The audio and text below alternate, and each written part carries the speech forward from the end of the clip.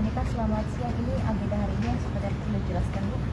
Baik ya teman-teman semua, agenda hari ini adalah Amanda untuk BAP ya, untuk mengenai laporan kita yang tanggal 16 Maret mengenai melaporkan Mario melalui kuasa hukumnya sekaligus juga dengan AGH dengan kuasa hukumnya.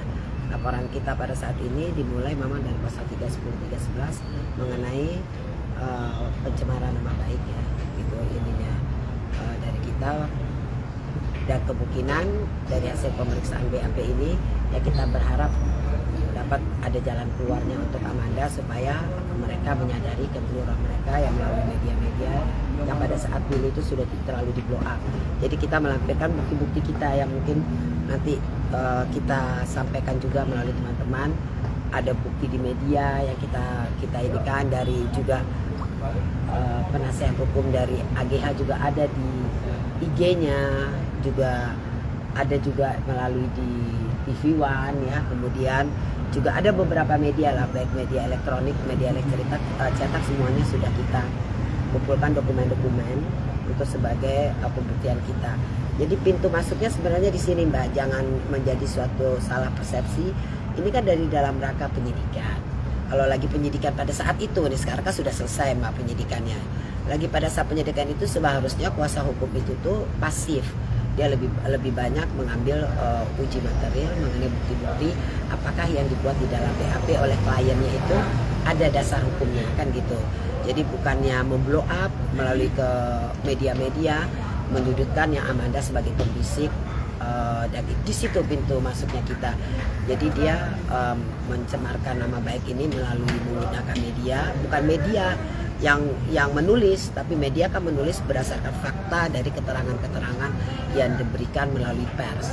Kita udah baca detail semua berita-berita yang mereka waktu itu siarkan. Kita merasa juga kita masuk kena pasal pencemaran nama baik karena tidak ada korelasinya, selalu di blow up yang rating mulai dari tanggal sekitar 25 sampai tanggal kemarin ya, sampai minggu lalu ya, setelah kita LP di tanggal 16 Maret itu kan mulai mereda gitu istilahnya. Jadi tidak ada lagi cuitan-cuitan yang menyudutkan dari Amanda sebagai pembisik gitu. Ya kan waktu itu kita udah ketahui bahwa di pasal 55 juga ayat 1 itu menyatakan sebagai seorang provokator itu ada kriterianya, ada unsur yang harus dipenuhi. Tidak boleh menuduh seseorang itu semena-menanya. Nah itu makanya laporan kita dengan bukti-bukti itu sudah diperiksa. Kemarin Jumat kemarin kita kuasa hukum sudah memberikan keterangan juga kepada penyidik. Sekarang Amanda BAP mengenai semua kronologis kejadian mulai dari tanggal 24 ya, mulai diisukan saat itu sebagai pembisik dari melalui Polres Selatan. Sampailah bergulir di 2 Maret ya kita BAP ya. Nah, BAP memberikan keterangan sebagai saksi.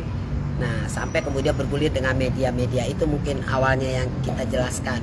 Jadi mungkin teman-teman nanti kita akan berikan kok apa sih kira-kira bukti yang kita punya ya, yang kita pasalkan dan apa kerugian moral dan material itu yang kita berikan di Polda ini. Tadi kerugian moralnya adalah Amanda di kuliah juga sempat dipertanyakan, dapat pemanggilan. Kemudian juga terpaksa menutup IG-nya semuanya ke publik sebagai ada side job-nya. Amanda kan ada sebagai influencer, itu sangat terganggu sehingga menutup karena dari pertama tuh cercaan itu malah terbalik, miskom, banyak miskom semua. Dan kemudian Amanda merasa tertekan karena merasa kok tertuduh dan kenapa kok MDS melakukan itu seperti itu kepada dia. Tapi saya berpikir gak usah khawatir, karena kita udah tahu hasil penyidikan MDS ini dengan AGH ini kan banyak bohongnya. Udah dibilangin dari keterangan dari Polsek aja udah beda, Polres beda, ini beda. Kan teman-teman juga udah lihat hasil rekonstruksi, bilang tidak ada di TKP padahal ada, bilang ada ini begini gitu. Jadi dalam hal itu kita juga berpikir ya pasti tega-tega aja dia melibatkan Amanda, memasukkan ke dalam BAP-nya dalam semuanya itu. Untuk